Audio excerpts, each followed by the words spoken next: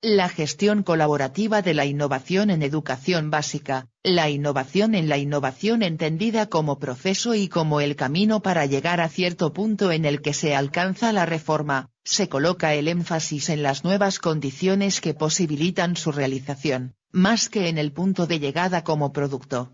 El cambio innovador se da en varias dimensiones de la cultura escolar, en el uso de materiales nuevos, en la incorporación de nuevas perspectivas de la relación educativa formadora y de sus propuestas didácticas, y en la alteración de las creencias de los actores educativos. Fuyan, 2002, Rivas, 2000. Innovación y cultura, Gallimore y Goldenberg, 2001, definen modelo cultural como un esquema mental o comprensiones normativas sobre cómo funciona el mundo, o cómo debería de funcionar. Término demasiado amplio para que resulte útil cuando se pretende explicar la innovación en la educación, por lo que se utilizará el concepto de modelo cultural, para acotar a aquellos aspectos de la cultura que interesa analizar. Los modelos culturales, estos esquemas mentales de cómo funciona el mundo o de cómo debería funcionar, determinan el número y tipo de escenarios posibles y son tan familiares que, como señalan Gallimore y Goldenberg, con frecuencia son invisibles y pasan desapercibidos para quienes los tienen. 2001, p. 47. Reforma, innovación y gestión. Las reformas educativas son cambios fundamentales en las orientaciones y la política escolar, formulada por el poder central que modifican las estructuras escolares.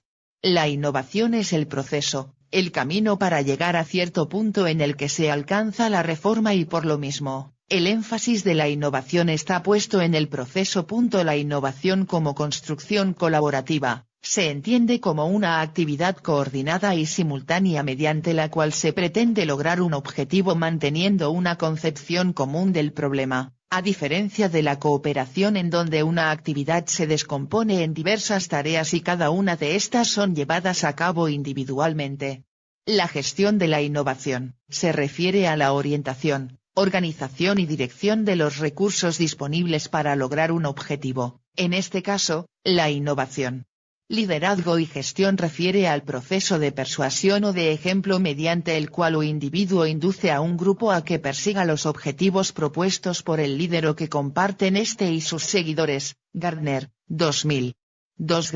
Educación transformadora. En México la educación transformadora promueve una educación donde todos puedan reconocerse como agentes de cambio, donde se incrementen las habilidades emprendedoras. El impacto de la educación transformadora. 3. El legado pedagógico del siglo XX para la escuela del siglo XXI. La educación progresiva de Dewey frente a la educación tradicional, es un movimiento o un grupo de movimientos pedagógicos de carácter progresista, críticos con la educación tradicional. La escuela moderna fue un centro de enseñanza. El objetivo esencial de la escuela era educar a la clase trabajadora de una manera racionalista, secular y no coercitiva. El método de la pedagogía científica María Montessori, la educación ha evolucionado, más que en épocas anteriores, por el cambio en el concepto de niño y de infancia, y por la generalización de la educación formal de niños de 3 a 5 años que ha motivado un enorme interés por las teorías y métodos de educación preescolar. Pedagogía marxista. La educación por el trabajo es uno de los aspectos educativos prioritarios por la relación directa que tiene en la configuración de una forma específica de división del trabajo y en la transformación de un modo de producción.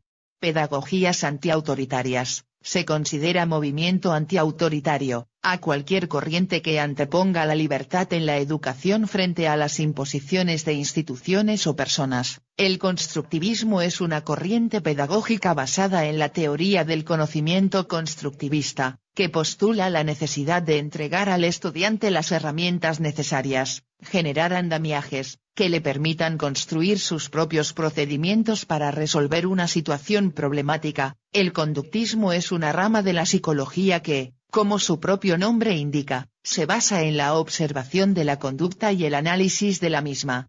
Explica los fundamentos del análisis de la conducta y cómo sus experimentos con animales pueden extrapolarse a la terapia psicológica en humanos. La desescolarización de Iván Illich. La escuela, según Illich, Ha llegado a ser la religión del proletariado actual al hacer promesas, incumplibles, a los pobres de la era tecnológica. La escuela no libera porque en su afán de educar sujeta a los alumnos a medidas de control social. La educación liberadora es un proceso de renovación de la condición social del individuo, considerando al sujeto como un ser pensante y crítico, reflexionando de la realidad que vive.